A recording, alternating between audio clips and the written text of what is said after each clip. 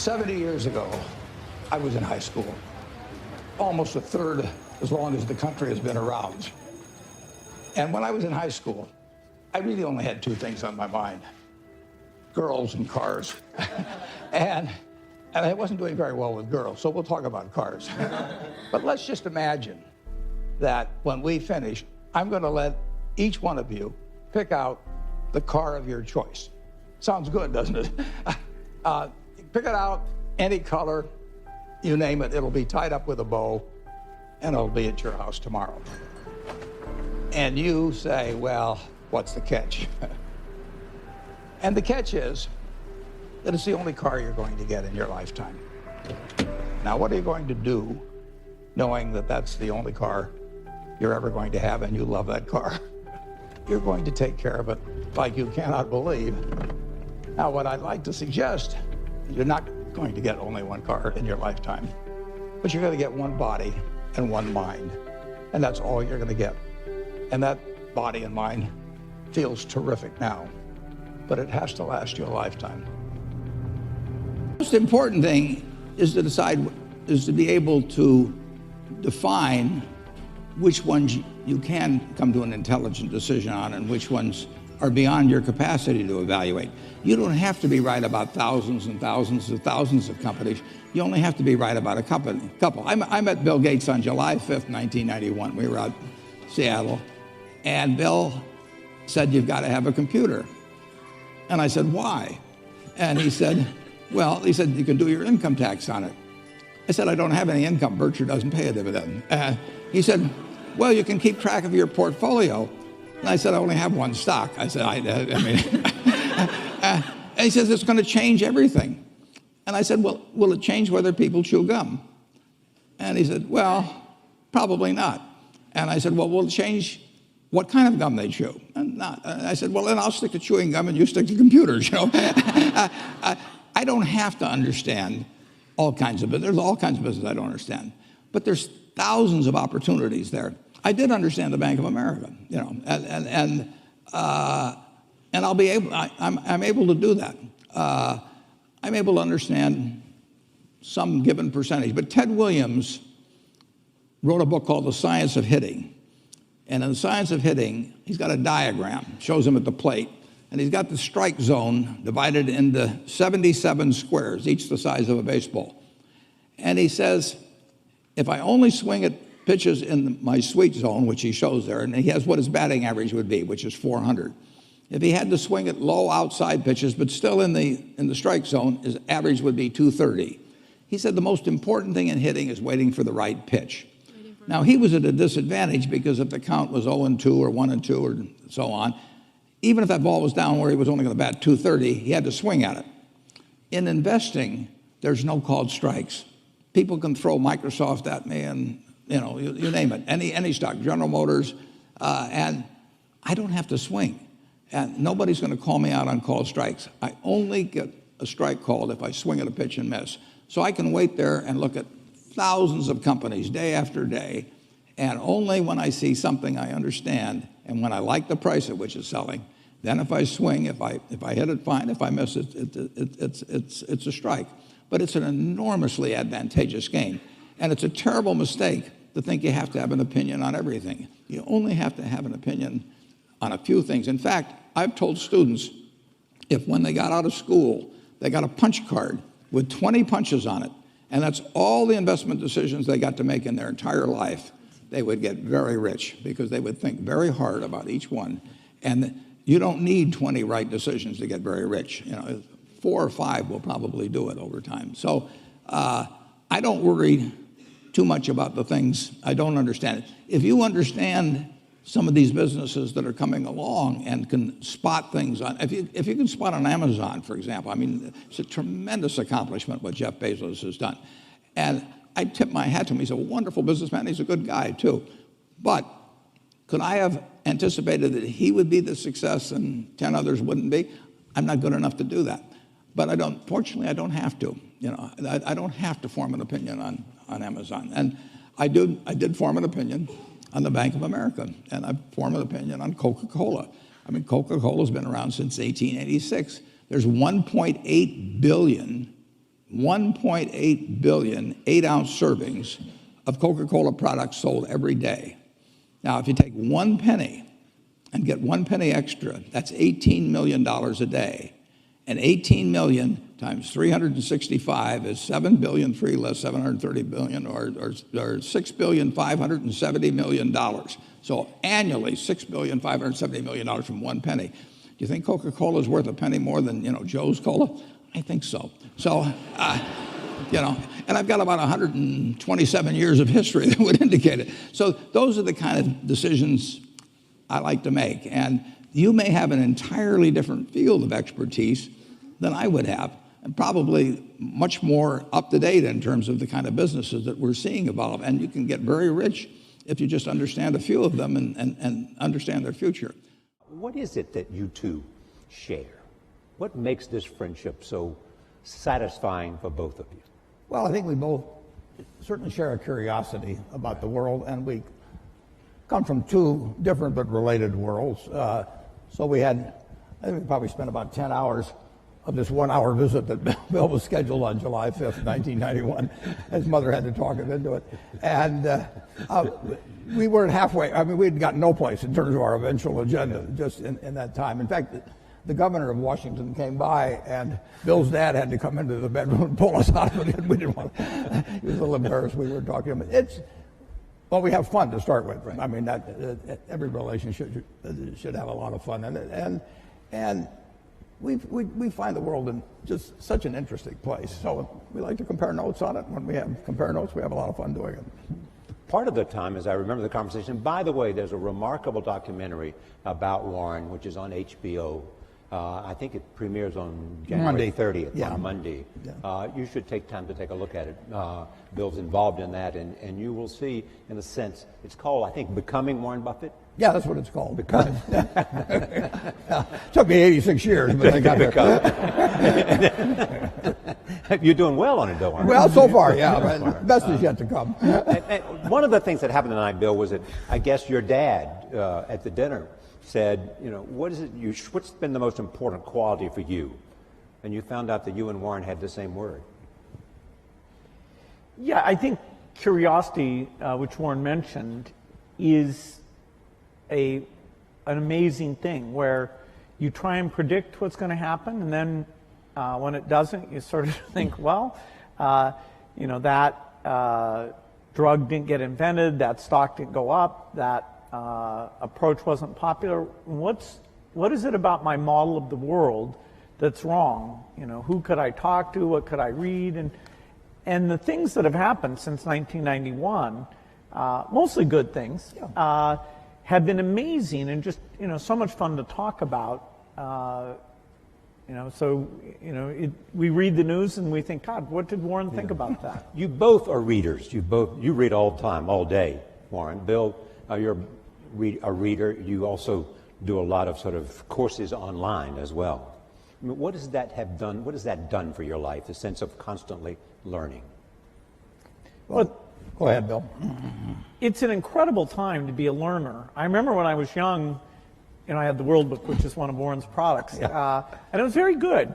But I always felt like, God, I want to get into this in more depth. I want to understand it better. Today, the videos that are online and the courses that you can buy with the very best professors, it's phenomenal. Take a subject like weather or climate change, or what's going on in economics, what's known, what's not known. Now with the foundation, a lot of what I need to learn is about biology, making vaccines and what's going on with these various diseases. This is a phenomenal time to be a curious person. The information that's out there, I have my biggest problem is that I stay up too late because I'm reading and then I'm a little bit tired the next day. The other thing that you share other than reading is optimism. You believe in America. Absolutely. You have said to me more than once, I would give up a year of my life just to know what the next 50 is going to be like. Yeah, even the next 4 now. I mean. Why'd you pick 4? I don't know, just number that came to me. It is just fascinating what's happened just in my lifetime, in the 86 years. I should mention one thing about reading. It was at the library here at Columbia that I wish I spent probably more time than any other student. I lived there practically. But I pulled the book out there, happened to be Who's an American. It told me something about my professor, Benjamin Graham, and then I looked up and I went to the library and I said, I want to learn more about this because I learned this over here. That changed my whole life. We own Geico now because of that librarian directing me to some other book and then following through on that. It's the chance. I read about 1/5 the pace that Bill does, but I still spend 5 or 6 hours a day reading. I mean, you can learn so much. I particularly love biography. Just to be able to live the lives of these people that have been so extraordinary, the lessons and the discouragements they face, just everything about it. So you can't get enough of reading. What surprises you most about Bill? That's an interesting question. I guess what really surprised me is initially we just found so many things to connect on. He did try to sell me a computer. That's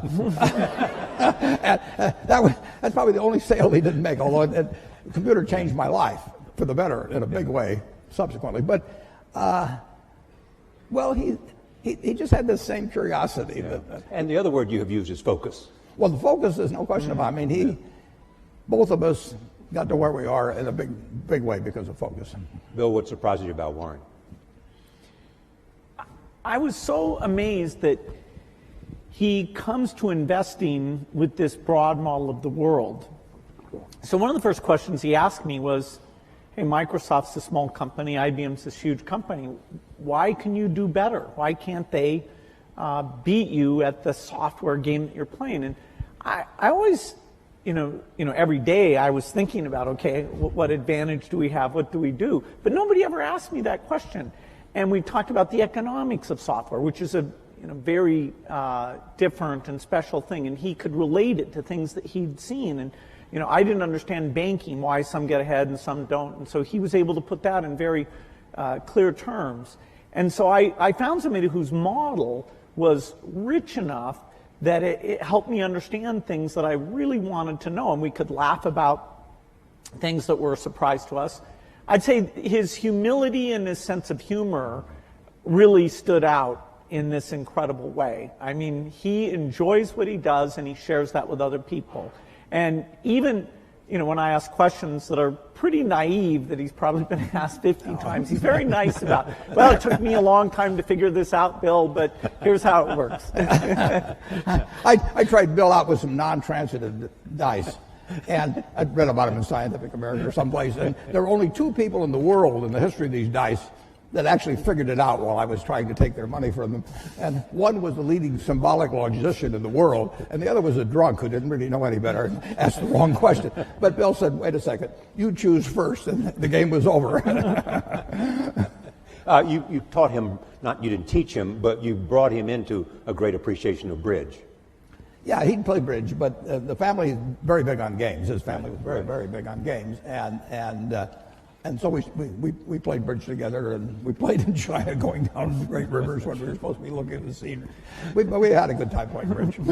All right, we've got a lot of questions we want to talk from the audience. We want to start up in the balcony, so we haven't forgotten you. It's hard to see, but is there a number there that has a question? Okay, start it wherever it is. Yes, number 6.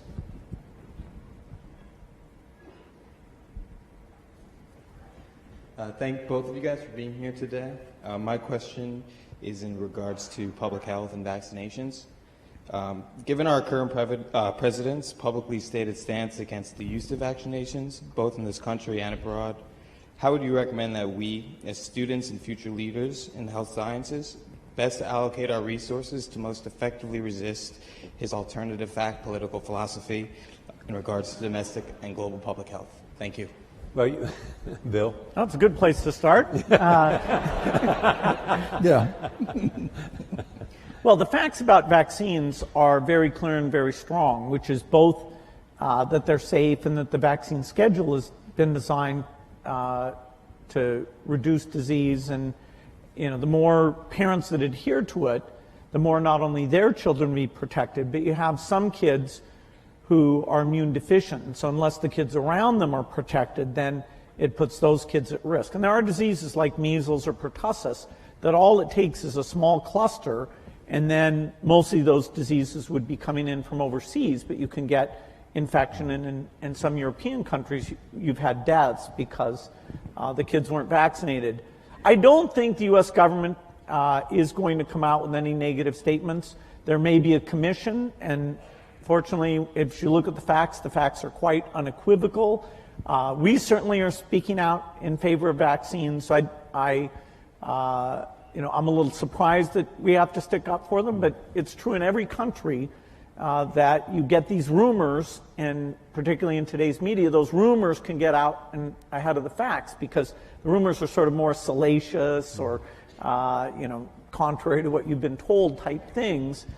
Here, I'm sure we'll have a chance, if necessary, to go through the facts again and get a clear positive message from the government.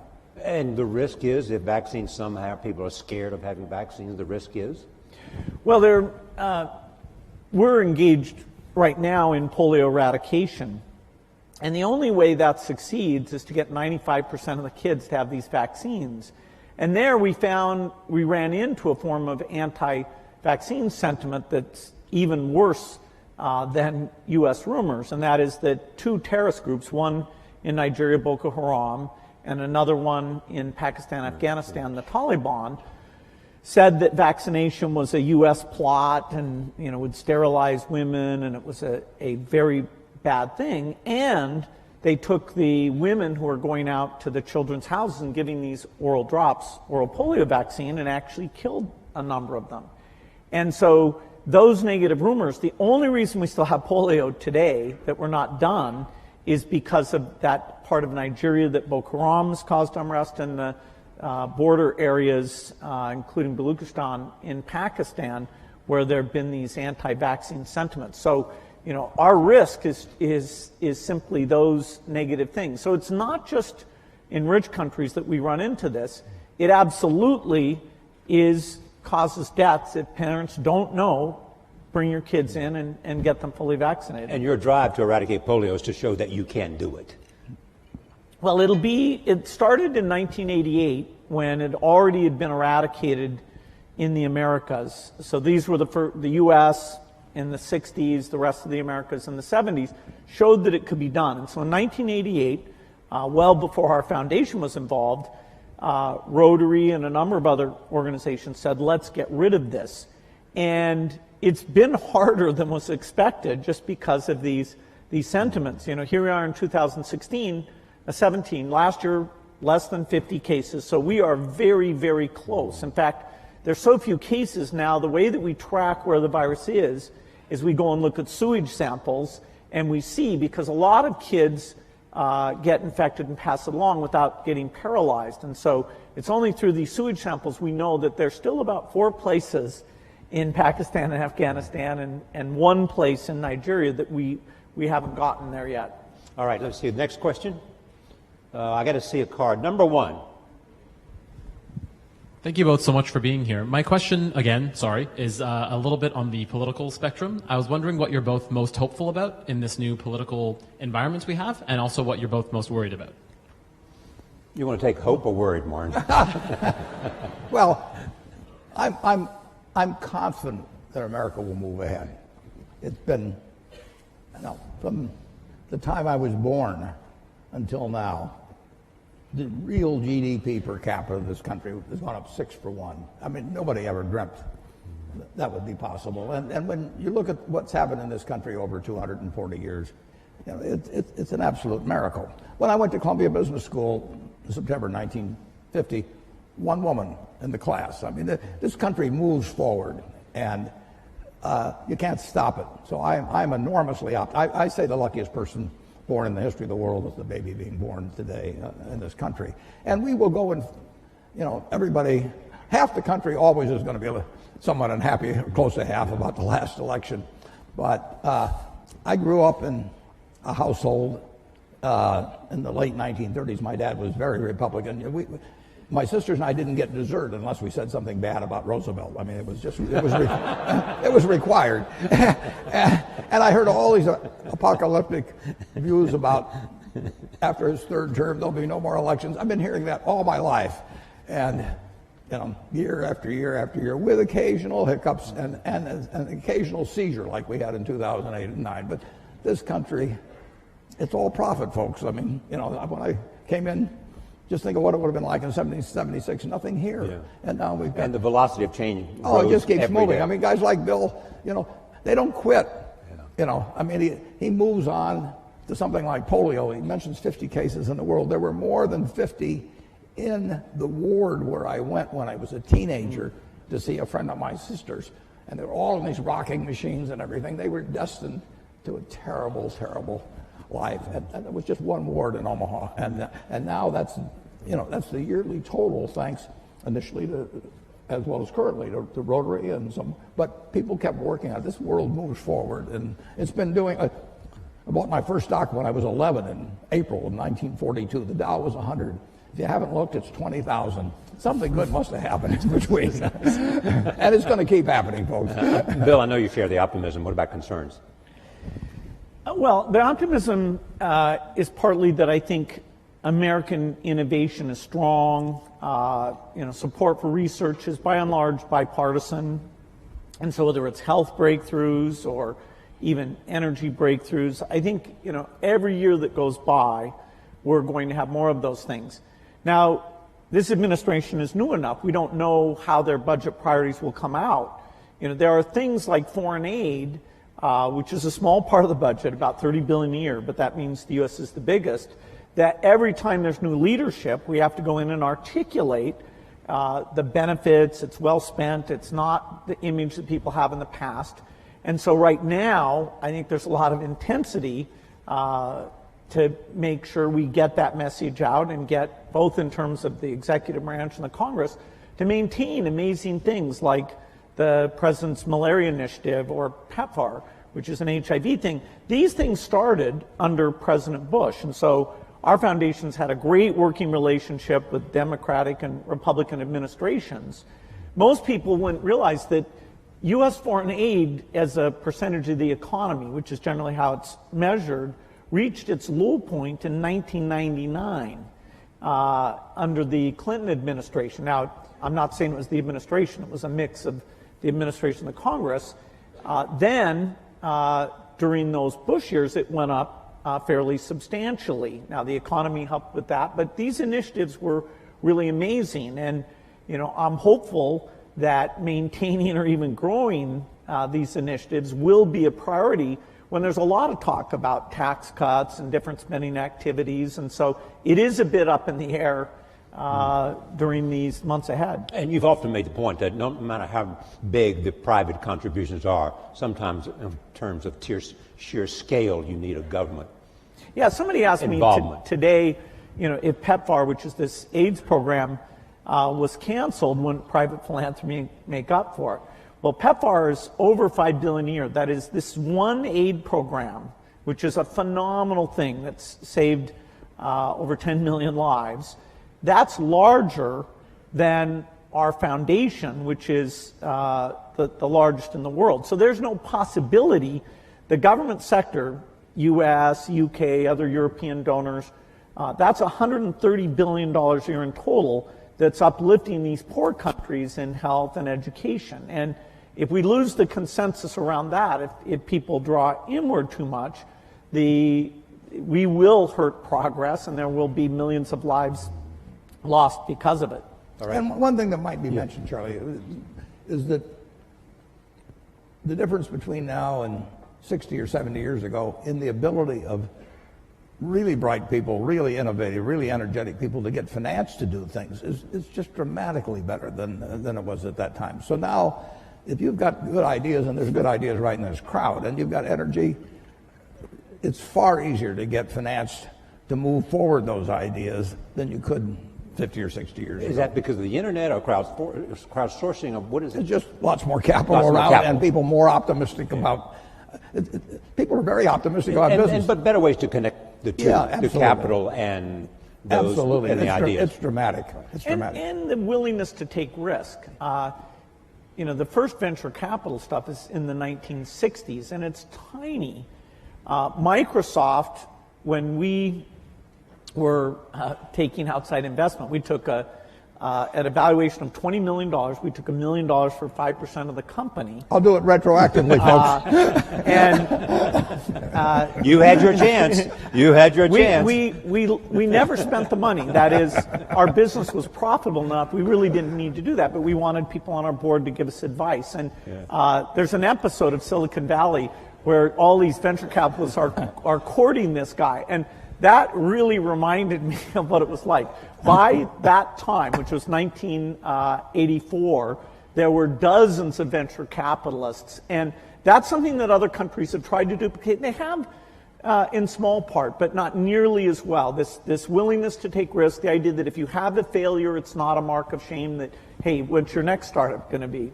You heard his secret, folks. He gets his ideas from Silicon Valley. Be sure to look. All right, cards. Let's see where the cards are, folks. Okay, number 3, take the card right there. So you started this talk about how you'd able to make a model and it won't accurately predict what happens. And on the other side of the coin, I was wondering what happens when you create such well-developed predictive technology, and what are the ramifications and implications of that outcome? Well, I don't think our predictive technology is going to be like an oracle. Warren's nickname is the Oracle of Omaha. But the percentage of times you can predict things like macroeconomics, because they involve emotional sentiment. We're a long ways away from that.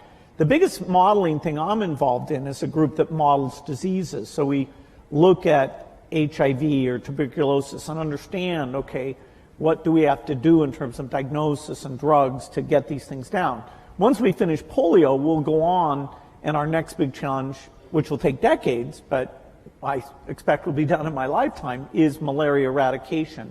So these models aren't nearly at the point where they can take human sentiment into consideration. The field of economics, a very basic question about what we should have done differently before the financial crisis, there really is no consensus, whether it's with the public or inside the profession of economists. They agree that some of the emergency treatment we did was necessary and important, and I wish that was better understood. But in terms of the root causes, it's actually a little disconcerting how little our models or understanding explain how that imbalance got so extreme. All right, well, number 2. Hi, my name is Eugenia. I'm in the engineering school here at Columbia. And I wanted to ask, you were talking about that you love reading. I wanted to ask if you have a particular book that it changed your life, like the way you think about things. And I also wanted to ask, what is the thing that you admire the most about each other? Like you, Bill, about Warren, and the other way around. Thank you. They sort of touched on the second question, but go ahead, they may want to add to it. Books, though, first. Changed your life. Well, a book did change my life, and it was by a fellow who taught here at Columbia, Benjamin Graham, and I read the book when I was 19 called The Intelligent Investor. And I'd been interested in investments since I was maybe 7 or 8, but I'd read every book in the Omaha Public Library by the time I was 11. So why do you think you were interested in investing when you were 7 or 8? Because I was too dumb to get interested at 4. My dad had a very small investment firm, and I would just go down and I read all the books that he had there, waiting to go to lunch or whatever it might be, and then I went over to the public library and read them all, and it just was a fascinating subject to me. But I didn't have any. I knew what everybody thought and all of that at an early age, but what Graham wrote made sense. I just happened to pick that book up at a bookstore in Lincoln, Nebraska. But to investing per se, is there something about your core competence that made investing the perfect place for you to be? Yeah, it certainly wasn't to be a pro football player. I looked. It was a question of zeroing out all the other incompetencies, and I was left with one thing, Just the allocation of capital. I was actually wired in a way that was. This would be something I would be good at. So wired in what way? I can't tell you precisely, but I've got the right temperament for it, which is much more important than IQ. If you've got more than 120 points of IQ, sell the rest to somebody else. You don't need it in investments, but you do need the right temperament. You do. You do have to be able to think for yourself. And getting back to, the earlier question, the first question I ask myself when I look at a business is it important and easy what I can determine about this business? Yeah. And a lot of them don't make it. Now, Bill is looking for hard questions that plague society, and where intellect and money may make a difference. They may not for a while, but he's taking on the tough things. My job is to find easy things. I'm looking for 1 foot bars to step over, rather than 8 foot bars to jump over, But that's not irrational if you're looking at the investment universe. But reading is key. On the biography, on the book thing, I will tell you a wonderful book to read. I can tell you a number of them. Intelligent Investor, obviously, if you're in the investment field. But Katharine Graham's autobiography is a marvelous book, and it's absolutely honest, told by an incredible woman who had an incredible life and then wrote honestly about it. But and someone who you knew very well and invested with, and she was a bit reluctant and had to be assured, that she was afraid of me, actually. Yes. But what makes that book so much? It is such a broad range of human experience, honestly told. I mean, you couldn't have nobody in Hollywood could write a scenario that she lived through, and just to see that world develop, how she reacted to it, and everything. You can learn so much. My partner Charlie Munger just loves Ben Franklin. You can learn from other people and their mistakes, and I find biography is my favorite. Part of the reason you love biographies. Pardon me? Part of the reason you love biographies. Yeah. Okay. Where is a card? Right here. Just come here. I'm having a hard time seeing the card, so that right here. See where the hands are raised. Hi, my name is Chisholm. I'm a senior here at the college. I'm also a Gates Millennium Scholar with my family over here. So I'd like to ask, what both of you do involves a lot of risk. And sometimes you have to face the fear of failure with that risk. So I'm asking, how did you overcome that fear, and what steps did you take to do that? Well, I think I was very lucky that when I was in high school, the computer was brought in there, and I developed a fascination for it and became kind of fanatical about it. So that, I didn't view it as risky. I viewed it as this kind of fun hobby. Even when I went to college, which I didn't finish, but I spent time up in Cambridge, Massachusetts, I wasn't sure that would be my life's work. Now, as the chip came along and made it mainstream, it became very obvious that something dramatic was going to happen. And so my passion, my hobby, and the area I could start this company right at the beginning of the revolution, that coincided in a nice way. And I never felt it was risky. If Microsoft had failed, I didn't have kids or anything. I could go back to school and finish my degree and go get a job somewhere. I was very risk averse in running the company. I always made sure we had enough money in the bank to pay everybody for at least a year if nobody paid us at all. Because this idea, I was hiring people who had kids and families, and they were moving to work there. And here I was, 19, 20 years old, and sort of telling these people I'd be paying their salaries. So I was actually very conservative on a financial point of view. And one of the few arguments I had with Steve Ballmer, who came in and played a phenomenal role in the success of the company, was how many people could he hire? because I was trying to be so conservative. But I let him go full speed, and it turns out our financial success meant that we never had a conflict about that. But I think it's great to be risk-taking, particularly when you're young, trying out different things, fields that aren't very popular that you might enjoy. But I never got into a position where I was taking, actually in any meaningful sense, I was taking a big risk. I mean, the risk for you would not to have acted because you felt the train was leaving the station. Yeah, and it was so clear that, this was going to happen. And this was so much fun. I mean, I was a fanatic. I didn't believe in weekends. I didn't believe in vacation. My mom had to negotiate whether I'd come once a week for dinner.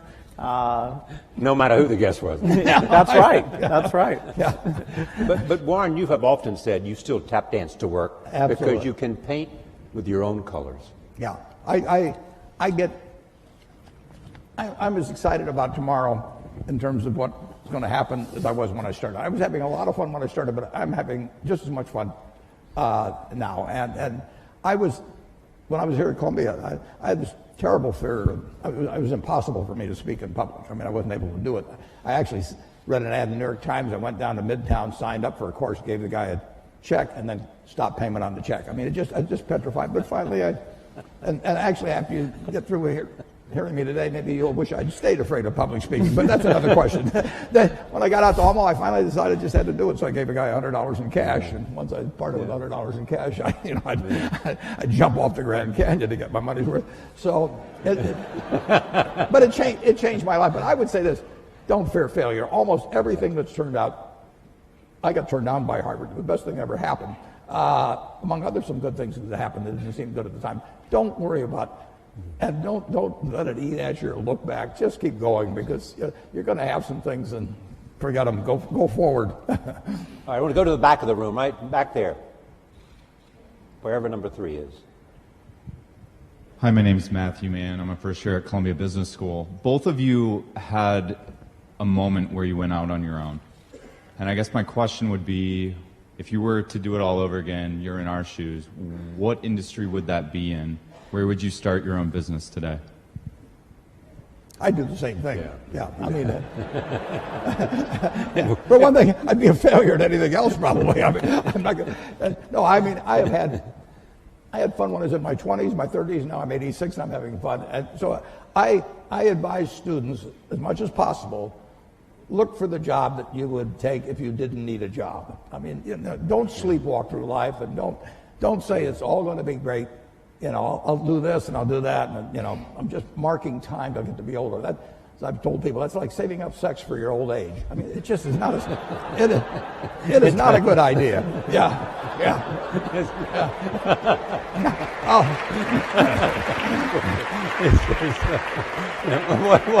What are you urging them to do? I'll explain it. Just what I'm talking about. Now, you really want to be doing what you love doing, and you can't necessarily find it on your first job. Right. But don't give up before you find it. Bill, you've had the unique experience, A, because of your curiosity, B, because of your involvement in global health, to see the impact of a lot of other areas, whether it's biomedicine or whether it's a whole range of other things other than computer science. If you were going to drop out of Harvard today, which field would you be most likely attracted to?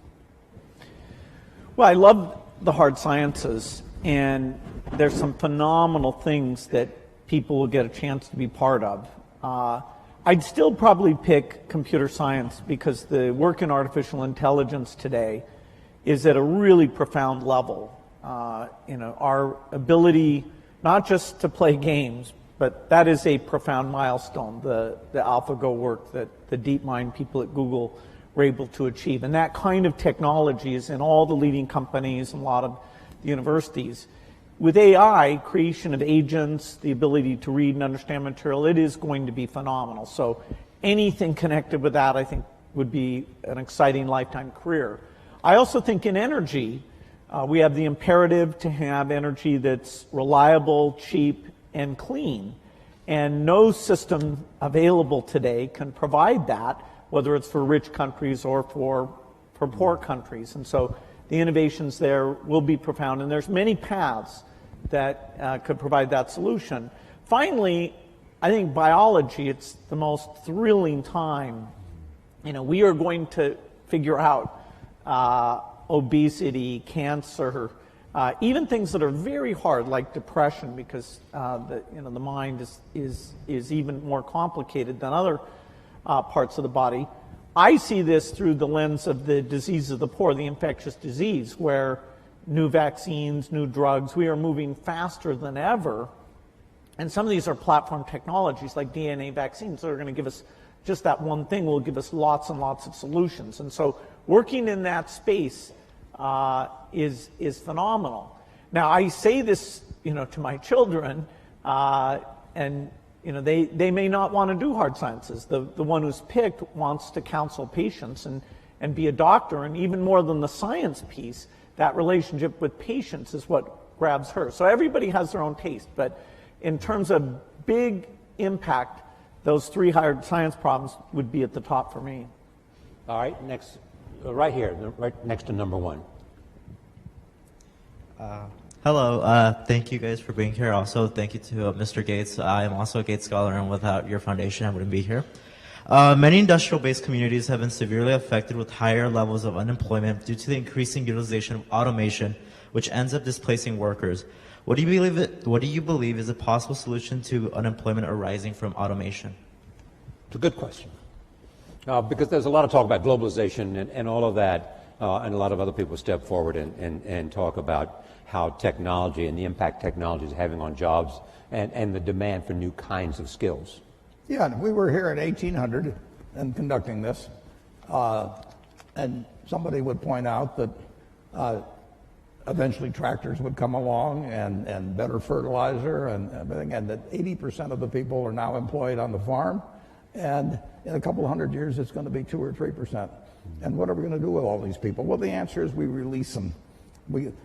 Keynes wrote something about it in something called Essays on Persuasion. He wrote in 1930 about what a more prosperous society would become like. And he actually postulated that in 100 years, and we're now 87 years away from that there would be 4 to 8 times as much output per capita. And he's remarkable, but he didn't quite get how it might get distributed. But the idea of more output per capita, which is what the progress is made on productivity, that should be harmful to society is crazy. I mean, the distribution may be a problem, but if one person could push a button and turn out everything we turn out now, is that good for the world or bad for the world? You'd have to figure out how to distribute it, but you'd free up all kinds of possibilities for everything else. So everything should be devoted initially to getting greater productivity, but people who fall by the wayside through no fault of their own, as the goose lays more golden eggs, should still get a chance to participate in that prosperity, and that's where government comes in. Right. Bill, anything to add to that? Yeah, a problem of excess is a different problem than a problem of shortage. If all the tractors and computers stopped working, then we would have problems of shortage there, and we just wouldn't have enough people to make the output. A problem of excess really forces us to look at the individuals affected and take those extra resources and make sure they're directed to them in terms of re-education and incomes policies, and the need for labor in terms of smaller class size, helping handicapped kids, reaching out to the elderly. The demand for labor is not at zero. If you ever get to that point, fine, you can shorten the work week, and you'll be just fine with that. And so this idea of taking an individual who during their generation is affected, I think there's a lot to be learned about that, a lot of thinking we have to do. But the macro picture that it enables is an opportunity. Number 2. Also, I'm urging people at the back so you have a chance. We want to go back up to the balcony as well. So I see number 6. We'll come to 6 after 2. Yes. Hi, my name is Sam. I go to Columbia College, and my question is, what steps do you think need to be taken in order to improve public education, particularly in economically depressed areas of the United States? Bill was the one Bill's the education. Yeah. I think this is a super important issue because the dropout rates, although they've gone down a little bit, they're still very high and vary based on income.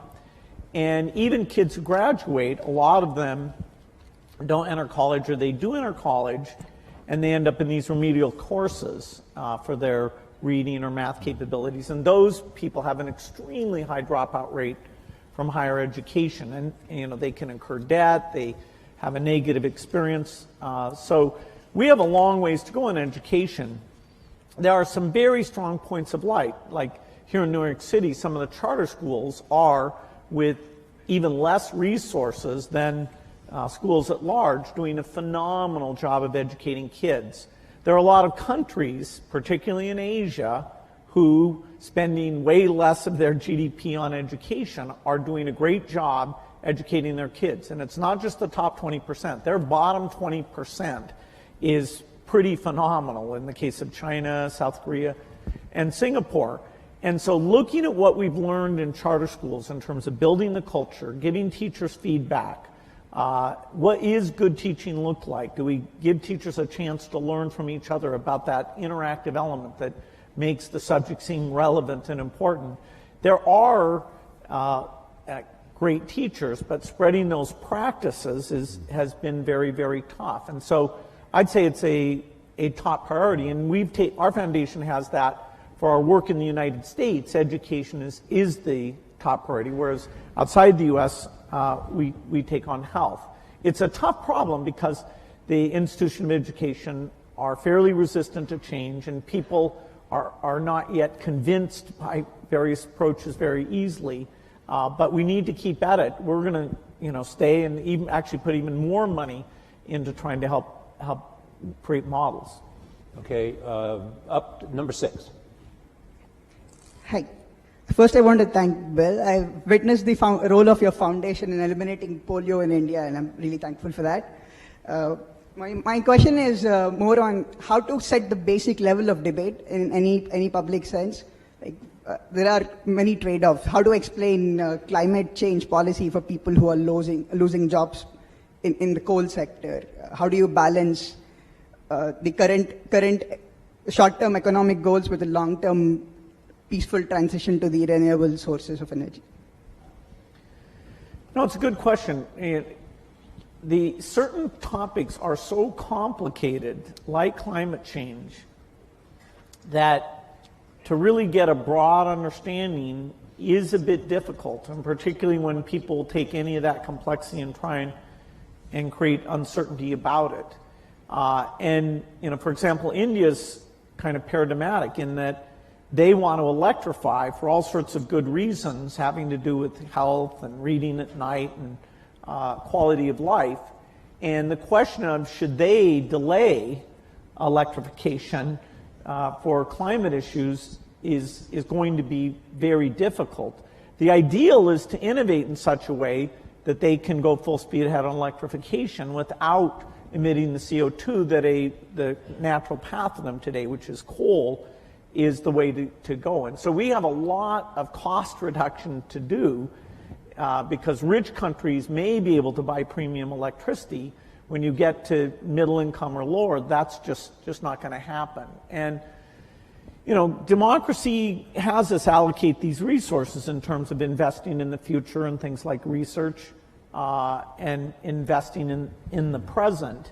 And when you have a problem like the financial crisis, then you do get a little bit of more of short-term thinking. And I'm hopeful, I think it's better for the world and for the country if we can get back into a little bit more of a focus on the long term. We have some questions from Facebook. Warren, a central tenet of your investing is to invest for the long term. And this comes from Brian White, who says, how might Bill and Warren convince investors to think beyond short-term returns to encourage world-changing innovation? Well, I've spent my life trying to convince people on investing for the long term. Listen, if I knew how to double my money tomorrow, I'd probably invest for the short term too. But it's much easier to invest for the long term if you're just talking pure investment, because you know what's going to, in my view, be very high probability what's going to happen 10 and 20 years from now in a major way, and I don't have the faintest idea what's going to happen tomorrow or next week. But if you're talking about societal, it's very tough because politicians face elections either every 2 years or 6 years, and the way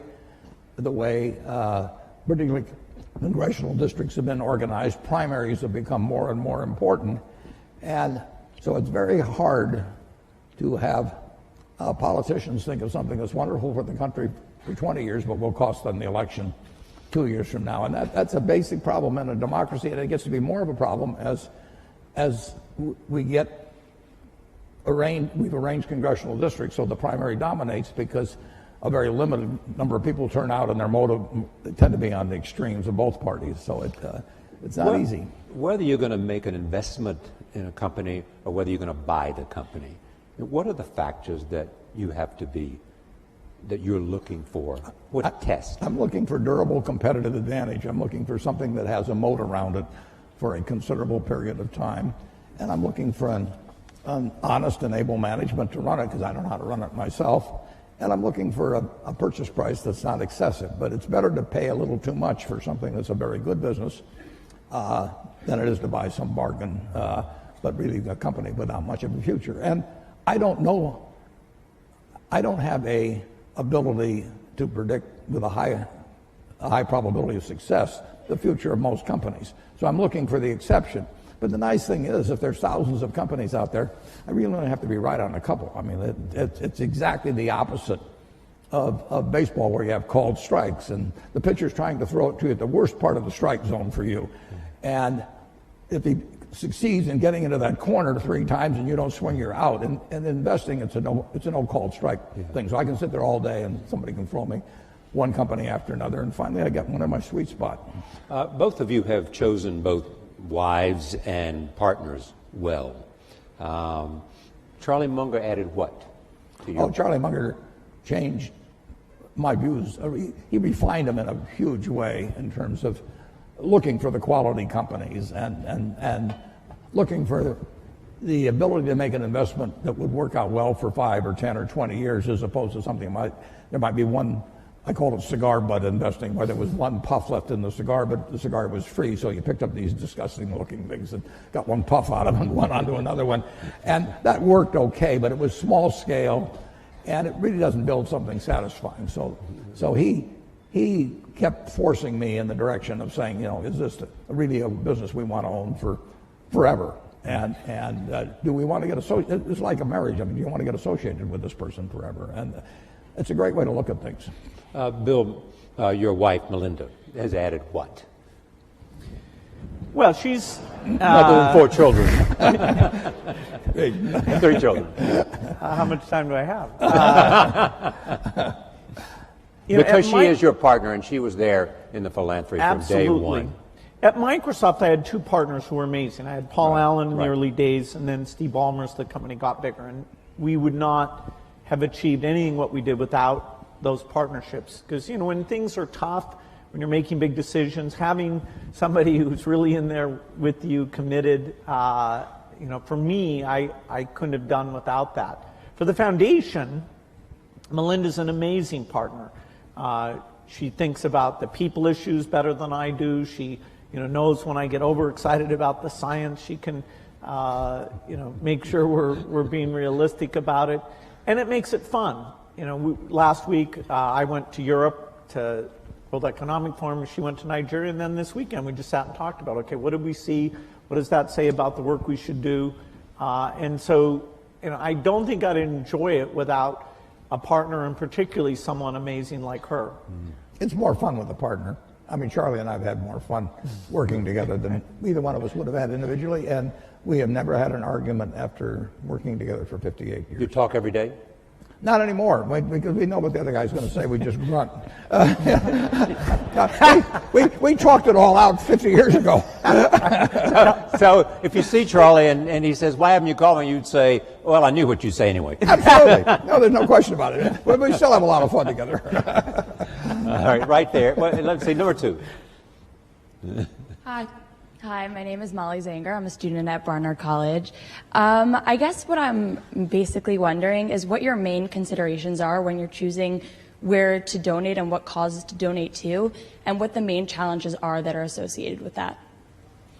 Yeah, well, I wholesaled it because I made a choice that I wanted to have. Well, originally, my first wife and I planned that I would pile it up and she would unpile it, but that was plan number 1. But she died in 2004, and then I had the problem of figuring out the best way to distribute what would turn out to be a lot of money, and I wanted some people who had similar values and similar objectives to what I had, but I also wanted people who would pour in intelligence and energy, and in the case of Bill and Melinda, a lot of their own funds, would work at it full time, but who really saw society as I saw it, which was that every life is of equal value.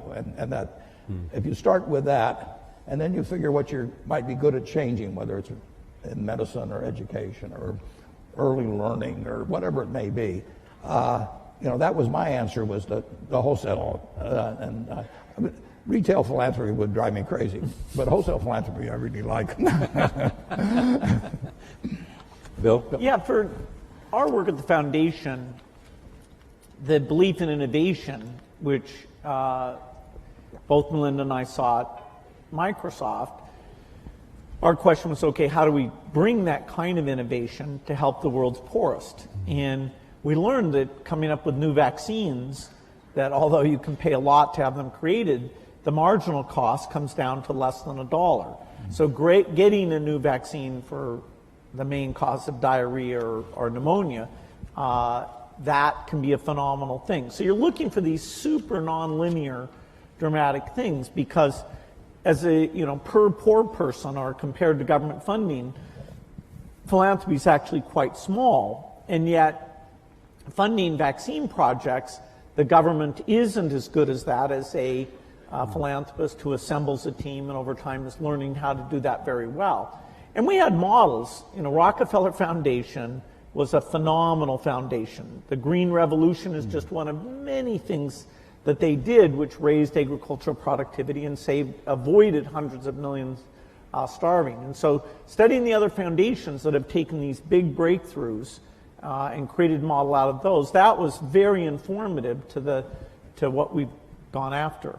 What's the most important lesson you've learned, though, about making investments from the foundation today that you learned along the way?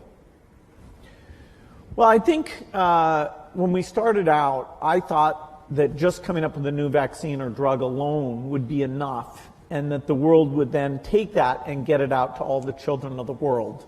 Partly through field visits I did, that Melinda did, looking at the statistics. That delivery system doesn't get out to a lot of the kids. And so having to figure out how people were hired or how that was funded and measured, this what's called primary health care, we were drawn into that out of necessity. It didn't fit the normal sort of in the lab, come up with this great concoction.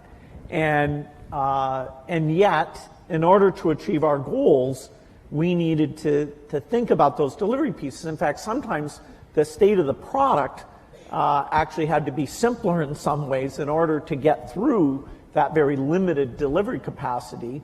And now we're getting to 86% of the world's children with vaccines. It was about 70% when we got started. So that's a good increase. We still have 14% to go. Bill and Melinda have amazing convening and persuasive powers as well. So, I mean, they bring something far more to it than just money.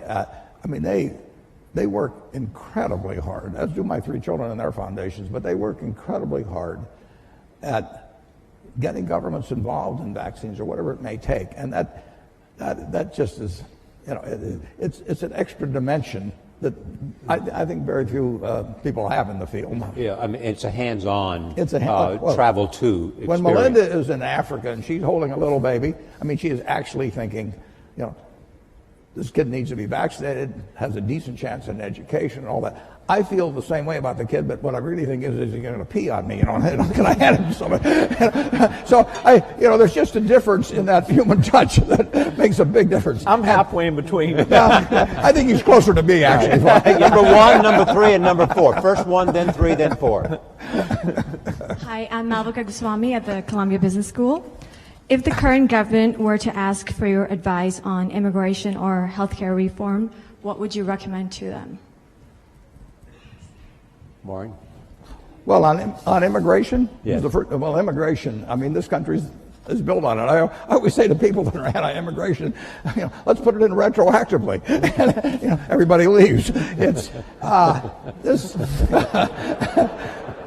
this country, if you think about it, Bill's heard this before from me, but we are sitting here in part because of 2 Jewish immigrants who in 1939 in August signed the most important letter perhaps in the history of the United States. And you can go to the internet and go to search Bing. And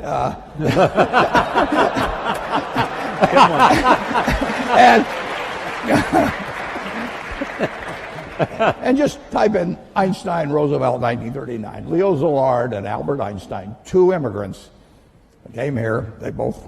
They came directly from Germany. Szilard came from Hungary before that. And they told President Roosevelt that the Germans were likely to develop an atom bomb, which was likely to work. It's less than a full page, and we better get to work on something fast. And that the Manhattan Project came out of that. And if it hadn't been for those 2 immigrants, who knows whether we'd be sitting in this room. Mm-hmm. Immigration? I'm going to let him handle it. You knew Andy Grove. Just go up and down the line. I mean, right. This country has been blessed by immigrants, and you can take them from any country you want, and they've come here, and they've found something that unleashed the potential that the place where they left did not, and we're the product of it. The question also was about healthcare. I mean, what can you tell us about healthcare that you think is important in terms of the consideration of what might happen? I mean, if you were building a healthcare plan for America, what would be the elements that you would want to include? Well, there's no doubt that in order to provide decent health care, the percentage of GDP devoted to it is going to go up over time. It's already very high, and yes, there's some efficiencies to be gained in that 18% or so number. But as society ages, as we come up with new things like joint replacement, organ transplant, which are going to create lots of human benefits, we're going to have more resources overall, including more government resources for health care. And so it's a tough problem because you have both access problems today and you have cost problems today. And, whenever I look at a problem, I have this one simple lens, which is innovation should help here. But in this case, innovation, while it will provide breakthrough drugs that will save costs, like if you can cure Alzheimer's, which we certainly haven't done yet, that will save on huge long-term care costs. So we have these chronic diseases that we've made less progress on than some of the others. And the market mechanism to get pharma to go after those things and the basic research U.S. funds, I am quite optimistic that we'll have some advances. But they'll also give us some very expensive things that will mean we're spending more money against it. And I do hope, that at some point that we really are calling on the best minds to look at the incentives for the breakthroughs, the most efficient system we have here. I think there's a lot of unhappiness in the country now stems from the fact that the healthcare system isn't delivering, and yet people are saying less government, more government. Right. I don't think they're being given the depth of education about why it's so tough that over time will help them vote for the right solution. The depth of explanation. Let me go. I'll go to Facebook in just a moment. But where was I? I promised 3, 4, and 6. 3 is there, and 6 is up there. So go 3, 6, and then we'll go to Facebook. Hi, my name is Josh Schaefer, and I'm a dental resident at Columbia. My question is, for future doctors and dentists of America, what advice do you have in giving about having a proper balance of providing that health care, but also mastering the concepts of business and economics? Well, Atul Gawande is, an incredible author. Exactly. He, in the current issue of the New Yorker, has the latest in wonderful articles about the healthcare system. And he's talking about the people who do sort of heroic surgery like himself are paid twice as much as the people who are on an ongoing basis in a great incremental way learning about the patient and seeing what works for them. And it's a calling cry to say, hey, that part of the system needs to be run better, needs more resources. So I think it's brilliant that he's saying that, and it also corresponds to what is working in some other countries. Okay. 6. Hello, my name is Donna. I'm from Columbia College. So you both have invested a great deal of money abroad, but there is a prevailing belief by some that there are pressing issues in America. There are poor people here, there are sick people here, and we should deal with that first before even tackling anything abroad. So what are your thoughts on that? Well, my own personal thought is that every life is of equal value. And in many ways,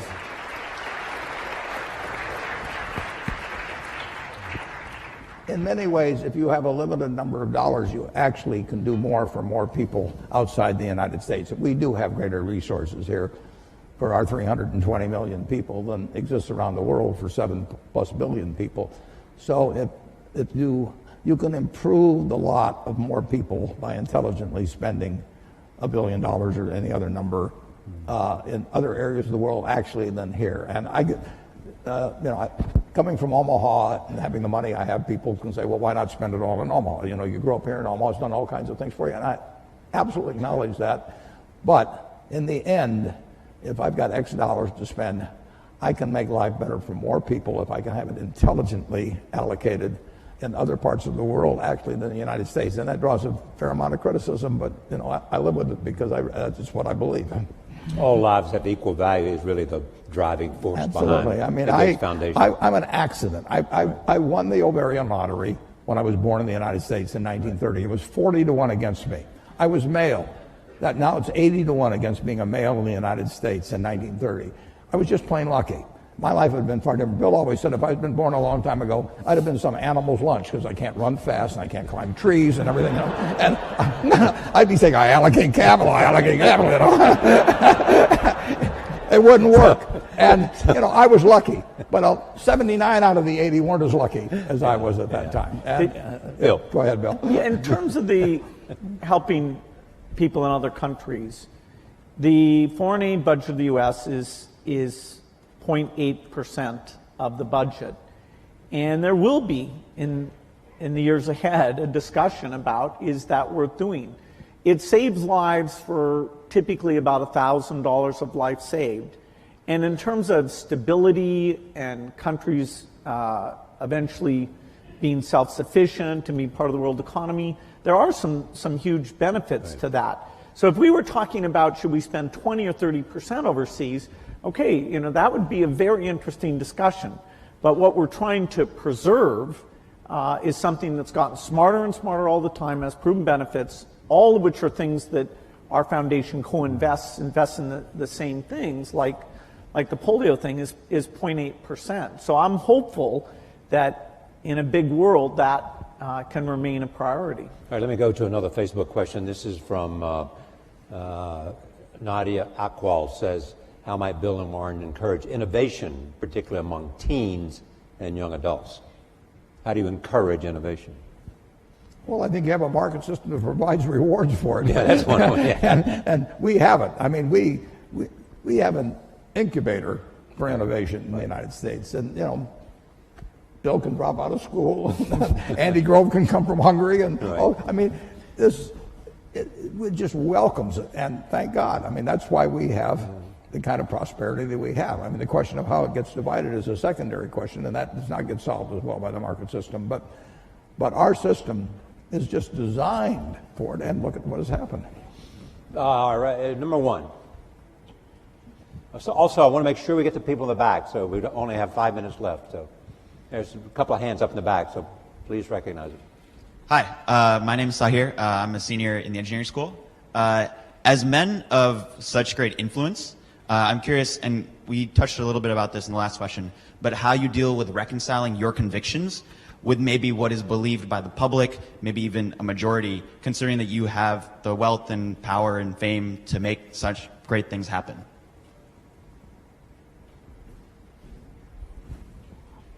Either. Well, I don't see, the convictions I have, I love sharing them and talking to people and understanding, where people disagree. I can be overly science-centric about things.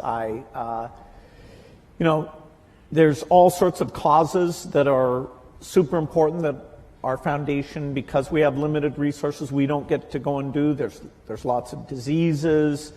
There's aspects of education. Part of the strength of philanthropy is its diversity, and so just by sharing the fact that it's fun, it really can have measurable impact. I hope that sets an example for all of philanthropy. I don't happen to believe that my voice should be that much louder than other people. So some of these big political donations, at least I and I think Warren as well, we've chosen not to have that be a huge way that we're spending our money. That's a personal choice. The money's being saved not for the megaphone, but for the work of the foundation. Yeah, we get a podium of a certain sort, but people do not. With a partner like Charlie Munger, you don't have to worry about my views being accepted automatically. You point out the shortcomings. And the influence of money in politics, I really think, is bad news for this country. I think Citizens United was a terrible decision. And the idea that somebody can pour millions and millions of dollars into a campaign, and in certain cases it not even be identified, I think really kind of goes counter to the kind of America I believe in. The two of you created, along with Melinda and others, created the Giving Pledge. How's that going? Going terrific, Bill. It really is going terrific. Yeah, philanthropy is kind of a lonely thing. Bill, tell them what it is exactly. Yeah, okay. This is, we love philanthropy of all types. And part of the strength of American philanthropy is actually people with very little who are incredibly generous. Here, though, we said for the people who are super lucky, have over $1 billion, we want a group who are working together, who are committed to give the majority of their wealth away, to learn from each other. What's worked, what hasn't worked, how do you involve your kids, how do you hire staff, and they'll find areas they're working on together and cooperate, but we're not pulling any money. And we thought we'd get 20, 25 people together, and in fact now we're at 156. So it is a wonderful yearly event. I've made some great people. I do think that the quantity and quality has gone up because we're getting together. We'll never be able to measure that in a direct way. And we're making special efforts in China and India because now we have a lot of wealth there that wasn't there before. And in their own way, I think by having a strong philanthropic sector, that will help those countries and therefore help the world. What's interesting now, Bill and I are having dinner actually with the group tonight, for example, but if you go back 100 or 150 years, people got wealthy by making some money from the first oil refinery or still a mill and building another one, and Henry Ford would build a plant to build cars, and then it would be from retained earnings, which eventually turned into cash. Now you can get rich very young just by having an idea, right. And you can get that idea monetized and capitalized in a way that you cannot believe. So we are particularly interested in getting younger people interested in philanthropy because there are huge fortunes by people that are now in their 20s and 30s. And just think of what the potential for that group. And so this thing has worked out way, way better, including getting younger people to join us. Number 6. Hello, my name is Christina Nunez. I'm a fellow dental student to Josh. Thank you for speaking with us today. I'm curious about your insight related to relationships. I'm personally, given a desire to honor myself and respect other individuals, have found it difficult throughout life to discern which relationships to really foster and invest in and accept challenges from, and which to kind of forego and abandon because they're more harmful than helpful. So are there any major life lessons that you two have learned through your personal experiences? Well, it's a very important question. And the more you will move in the direction of the people that you associate with. So it's important to associate with people that are better than yourself, and actually the most important decision many of you make, not all of you, will be the spouse you choose. Right. And you want to associate with people who are the kind of person you'd like to be. You'll move in that direction, and the most important person by far in that respect is your spouse. I can't overemphasize how important that is, and you're right. The friends you have, they will form you as you go through life, and make some good friends, keep them for the rest of your life, but have them be people that you admire as well as like. Bill, you'd add to that? Yeah, some friends do bring out the best in you, and so it's good to invest in those friendships. And some friends challenge you about things you're doing. And that level of intimacy is great. I wouldn't say that I was so obsessed with work. I didn't invest, I'd say, in my 20s and 30s as much as I should have. It's really through Melinda and seeing, other people I've realized, okay, that is, it's really worth the investment to have those people as you're always there to help them and vice versa.